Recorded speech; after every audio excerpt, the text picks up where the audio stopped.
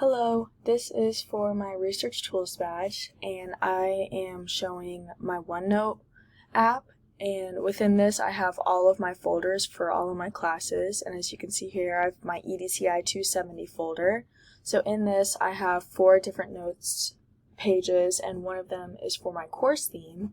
And as you can see here in my course theme folder, I have my course theme up here, the standard it applies to, how it is incorporated into my major, so I have it within counseling here.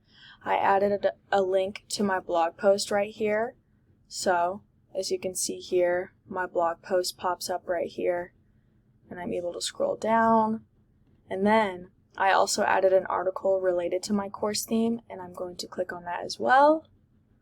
And here's the article that I created for my course theme. It is from the Michigan government website, and it talks about 4 healthy behaviors that people can practice.